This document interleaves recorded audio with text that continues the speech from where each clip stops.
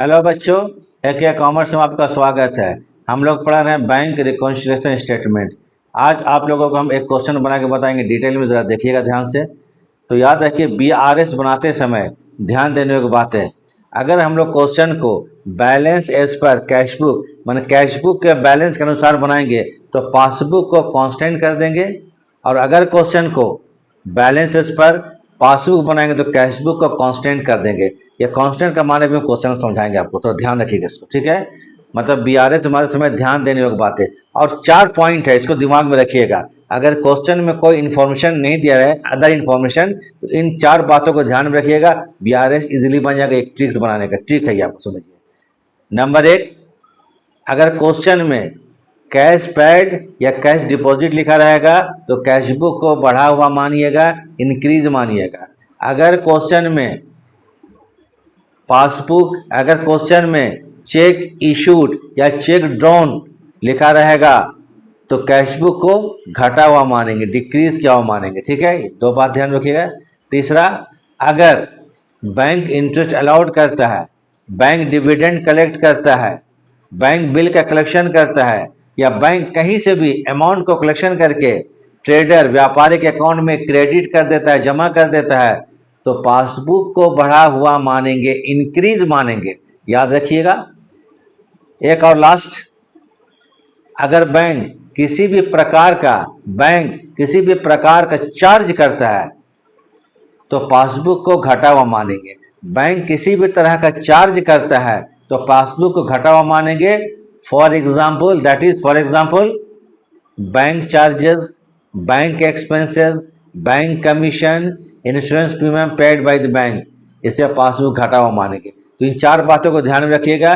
पहला क्लास हमारा देख लीजिएगा, इसको लिखवा दी डिटेल में। अभी हम क्वेश्चन बताएंगे।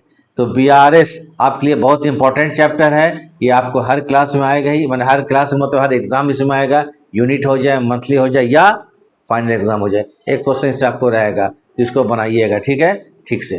तो ठीक से देखिए, अगर ठीक लगता है तो लाइक और सब्सक्राइब कर दीजिएगा। तो चलिए क्वेश्चन बनाते शुरू करते, इसको देखिएगा, ठीक है। तो चलिए देखिए, पहले इसका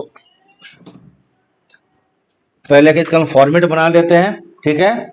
फॉर्मेट के बाद हम लोग क्वेश्चन बनाएंगे। पहले इसका हम फॉर्मेट बना लेते हैं, फिर क्वेश्चन पढ़ते हैं। बीआरएस का फॉर्मेट देख लीजिए।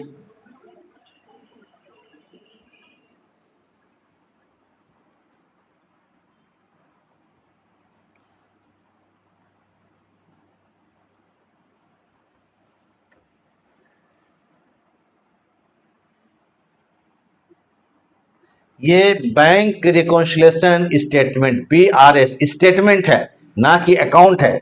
ये 2 कॉलम बना है, लेकिन ये अमाउंट का 2 कॉलम होगा, inner column outer column, not debit credit. Debit credit नहीं होगा, इनर कॉलम आउटर कॉलम। तो पहले इसको देखिए, पर्टिकुलर तो रहेगा,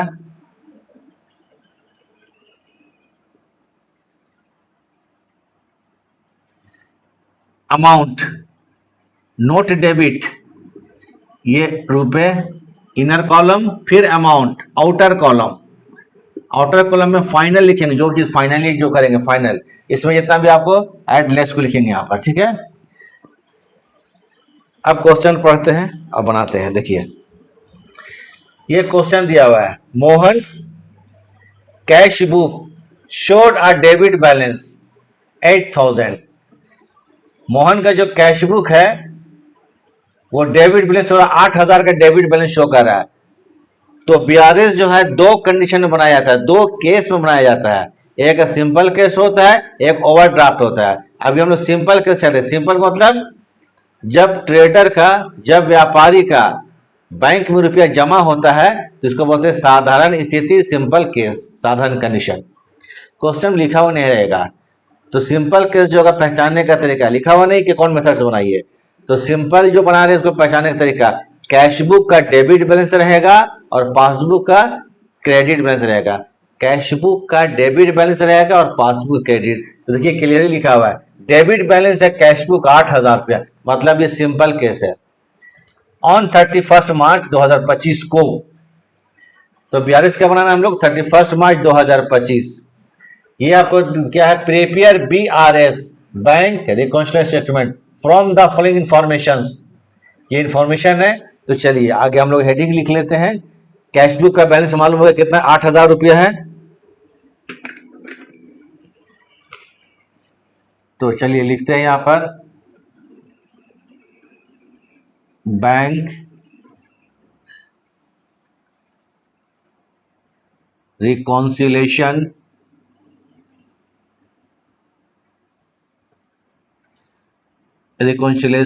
स्टेटमेंट, स्टेटमेंट ऑफ किसका है, मोहन का है। तो लिखिए of Mohan as at 31 March, date दिया हुआ 31 मार्च 2025। हो गया क्लियर। क्वेश्चन में आपको दिया हुआ है मोहन का कैश बुक का है balance as per cash book. तो क्वेश्चन जो बनेगा हमारा balance as per cash book के बैलेंस के अनुसार। तो इसको लिख लेंगे यहां पर, चूंकि कैश बुक दिया हुआ है तो यह लिख लीजिए balance as per cash book 8,000 रुपया है, तो यह लिख लेंगे बैलेंस एज पर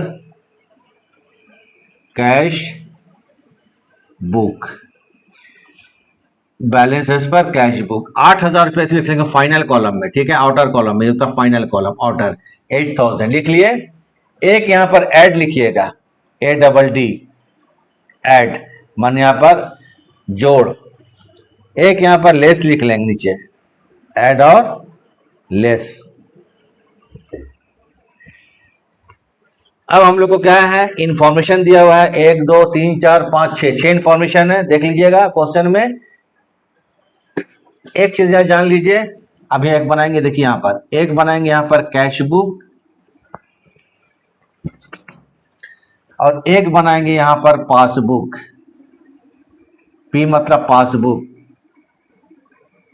ये हो जाएगा यहां पर कांस्टेंट, कांस्टेंट का मतलब हो गया ये स्थिर हो गया, कांस्टेंट माने क्या करेंगे, पासबुक हम लोग कांस्टेंट कर देंगे। एक हो गया कैश बुक, एक हो गया क्या चीज आपको, पासबुक। क्लियर है। अब जो देखिए यहां पर ये दोनों जो यहां पर लेवल है बराबर है, BRS में दोनों को बराबर रखना है। कांस्टेंट का मतलब ये हुआ कि इसको हम कुछ नहीं कर सकते हैं, अगर जो भी ऐड लेस होगा वो कैश बुक में होगा, और कैश बुक अगर ऐड होगा, कैश बुक अगर बढ़ाया जाएगा तो ऐड में लिखिएगा फिगर को, कैश बुक को घटाया जाएगा तो लेस में लिखेंगे फिगर को। अब पढ़ते हैं, cheque paid but not deposited 2,000, cheque को बैंक में जमा करने के लिए भेजा गया लेकिन जमा नहीं हुआ, कितना रुपये, 2,000 का। चेक को बैंक में जमा करने के लिए भेजते हैं तो याद रखिए कैश बुक बढ़ गया होगा। बताएं अभी अब 4 पॉइंट। अब दोनों में डिफरेंस देखिए, कैश बुक बढ़ा हुआ है और पासबुक घटा हुआ है, यहाँ दोनों लेवल में था, बराबर था। इसको इसके लेवल में लाना, बराबर करना है, क्योंकि ये कांस्टेंट, इसको हम कुछ नहीं कर सकते हैं। कांस्टेंट मतलब जिसको हम स्थिर रखेंगे, हिला डुला नहीं सकते, नो ऐड नो लेस। तो ये बढ़ा हुआ है क्योंकि चेक को बैंक में जमा करने के लिए भेजा गया था और चेक बैंक में जमा नहीं हुआ। चेक को बैंक में जमा करने, जब बैंक में जमा नहीं हुआ तो चेक को जब जमा करने भेजेंगे, डिपॉजिट करने, तो कैश बुक बढ़ गया होगा। यहाँ कोई ट्रेन है, इसको इसके लेवल में बनाने के लिए क्या करना पड़ेगा, लेस, नीचे लाना लेस, यहाँ ले लेस, तो यहाँ लेस करेंगे, जो घटाएंगे तो यहाँ लेस में लिखेंगे, ठीक है, क्लियर। क्योंकि इसको इसके बराबर लाने के लिए यहाँ क्या करना पड़ेगा, इसको नीचे लाना पड़ेगा, तो ये लेस में लिखेंगे, ठीक है। तो नंबर 1 देखिए सुधार ये होगा,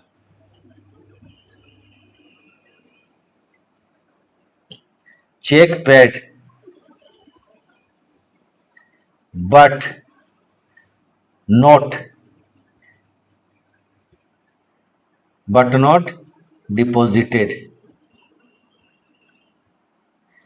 कितना रुपया का, 2,000, इसको लिखिए इनर कॉलम में, इनर कॉलम लिख देंगे 2,000 रुपया। एक सुधार हो गया हमारा।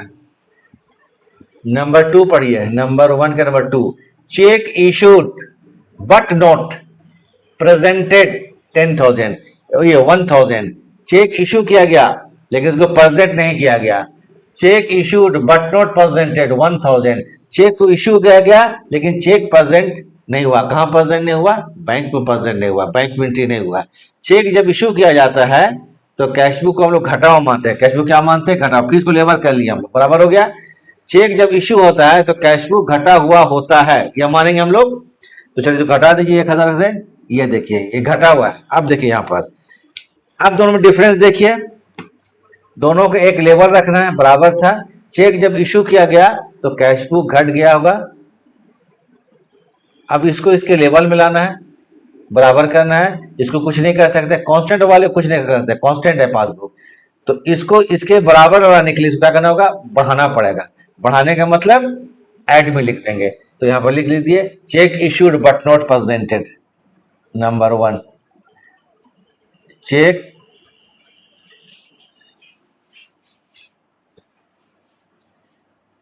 issued but not presented, but not presented, कितना रुपया, 1000 ऐड में आ गया। चलिए इसको खत्म कर दिए। फिर दोनों को आप बराबर मान लीजिए, लेवल दोनों भी इक्वल हो गया, ठीक है। फिर नेक्स्ट पढ़ते हैं हम लोग, number 3, dividend collected by the bank 100। Bank ने 100 रुपए का डिविडेंड कलेक्ट किया, बैंक ने 100 रुपए का डिविडेंड कलेक्ट किया। ये डिविडेंड होता है क्या, समझ लीजिए। अगर कुछ लोग का समझ में नहीं आता है, जब आप किसी कंपनी के शेयर खरीदिएगा तो कंपनी आपको डिविडेंड देगा। डिविडेंड को हिंदी में बोलते हैं लाभांश, लाभ का हिस्सा देगा, ठीक है, dividend.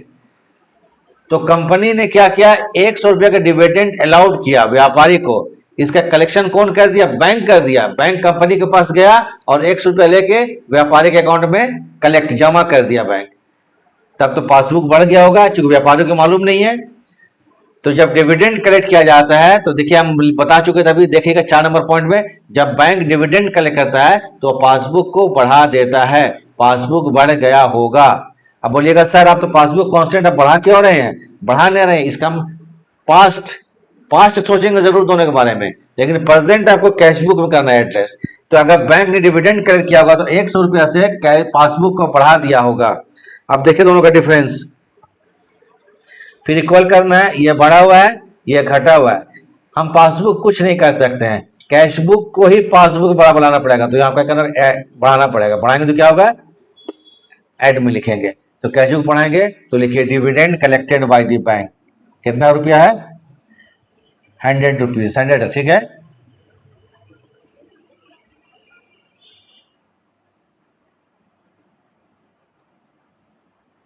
Dividend collected by the bank, collected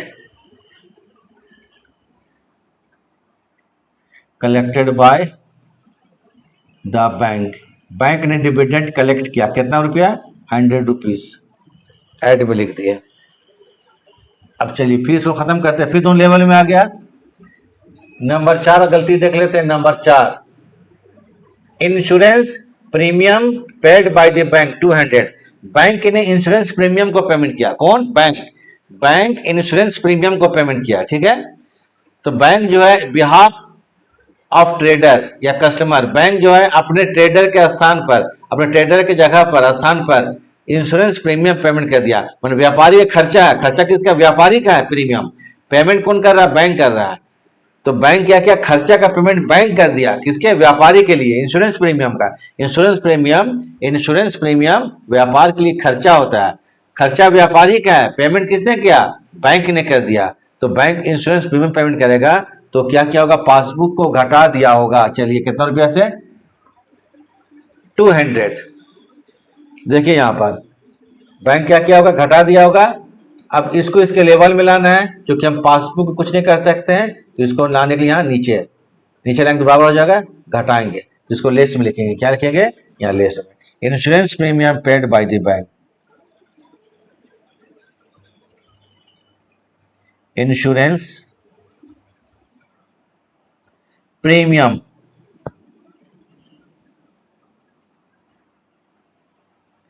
paid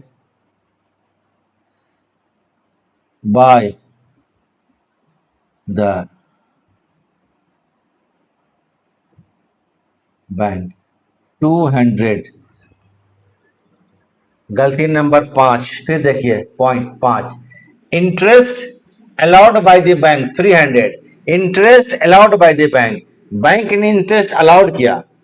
bank जब इंटरेस्ट अलाउड करता है ना तो वह पासबुक को बढ़ा देता है। मैंने 300 रुपया का इंटरेस्ट है वह पासबुक में ऐड कर दिया होगा बैंक, कैशबुक में एंट्री नहीं हुआ, ये मान के चलिए। कैशबुक में एंट्री कोई अगर इन्फॉर्मेशन नहीं होगा तो एक बुक में एंट्री नहीं मानेंगे। तो बैंक जब इंटरेस्ट अलाउड किया 300 रुपया तो वो पासबुक को बढ़ा दिया होगा। होगा बोल रहे, पास्ट है, बढ़ा दिया होगा। अब दोनों का डिफरेंस देखिए तो क्या डिफरेंस, पासबुक बढ़ा हुआ है और कैशबुक घटा हुआ। कैशबुक को हमको पासबुक के बराबर है, चूंकि ये कांस्टेंट है इसको कुछ नहीं कर सकते। अब प्रेजेंट इसको इसके लेवल में लाना है तो लेवल में क्या होगा, बढ़ाना पड़ेगा। यहाँ ले आए, इक्वल हो गया। बढ़ाने का मतलब ऐड में लिखिए, तो लिखिए यहाँ पर interest allowed by the bank, 1 2 3, ठीक है। इंटरेस्ट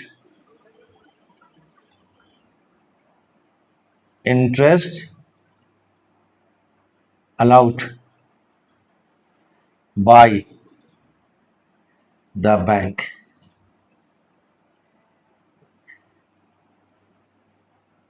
₹300 रुपया। Next last, cheque paid but not recorded in cash book, 3000 रुपया। चेक को पैड किया गया लेकिन कैश बुक में रिकॉर्ड नहीं हुआ। कहाँ रिकॉर्ड नहीं हुआ, कैश बुक में। 3000 का चेक को बैंक में जमा करने के लिए भेजा गया और कैश बुक में लिखने ही भूल गया, कैश बुक में एंट्री नहीं हुआ है। बैंक में 3000 का एंट्री हो गया है, इसका मतलब बैंक क्या होगा, 3000 रुपया चेक जमा कर दिया होगा तो पड़ गया होगा 3000 से। कौन चीज, पासबुक, ठीक है। पासबुक मैंने बैंक समझिएगा और कैशबुक मतलब व्यापारी समझिएगा। जो बढ़ गया है अब इसको लेवल 1 लिख के इसको हमको बढ़ाना पड़ेगा, ऐड में लिखेंगे। या तो लिखिए यहाँ पर इंटरेस्ट, ये check deposited but not recorded in cashbook, cash में रिकॉर्ड नहीं हुआ था, पासबुक में हो गया था। पासबुक बढ़ा हुआ होगा, कैशबुक घटा हुआ होगा। दोनों को बराबर करने के लिए कैशबुक को बढ़ाना पड़ेगा तो इक्वल हो जाएगा, सुधार हो गया। तो नंबर 4 तो क्या चीज है आपको, cheque paid but not recorded in, चलिए लिख देते हैं कैश बुक, जगह है इसलिए लिख देते हैं कैश बुक। 3000 कितना रुपया, 3000 हो गया। Question complete. इसको यहाँ पर लाइन दी, टोटल ऐड है। आप क्या करेंगे, देखिए ऐड है 1 2 3 आइटम, तो 3000 1 4000, 4400 टोटल जोड़ दीजिए, 4400 रुपया। 8000 रुपया ऊपर में लिखा हुआ है, ये ऐड है मतलब 8000 में 4400 को जोड़ देंगे तो 8000 कितना हो गया, 12400 रुपया। कोई प्रॉब्लम, ये लेस वाला आइटम है, टोटल 2 आइटम है लेस में, तो इसको पे यहाँ दीजिए लाइन और यहाँ लिखिए 2200 रुपया। इतना ऐड आइटम है, इतना लेस आइटम है, तो ऐड और माइनस 2200। ऐड में क्या करेंगे, लेस कर देंगे 2200। 12400 ऐड आइटम है और 2200 लेस आइटम, माइनस आइटम है। घटा दीजिए सिंपली, जिसे घटाते हैं हम, घटा लीजिए। ये होगा 00, 4 से 2 गया 2, 12 से 2 जाएगा 10, ठीक है, 12 2 जाएगा 10, सीधा हिसाब। बैलेंस एज पर कैशबुक लिखे थे तो आंसर में लिखेगा balance as per passbook, question बन गया। लास्ट क्वेश्चन में भी हम लोग जो बताए थे क्या था आपको, बैलेंस एज पर कैशबुक था। इसका 2 क्वेश्चन हम बता दिए, इसको प्रैक्टिस कर लीजिएगा। अगले क्वेश्चन में बैलेंस एज पर पासबुक लेके बनाएंगे। बैलेंस एज पर पासबुक,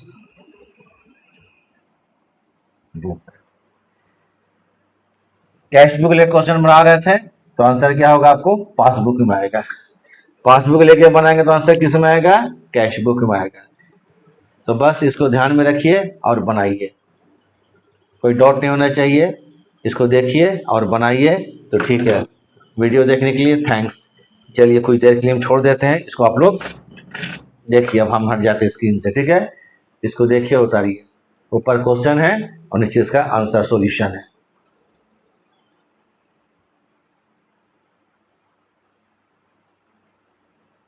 चलिए ठीक है।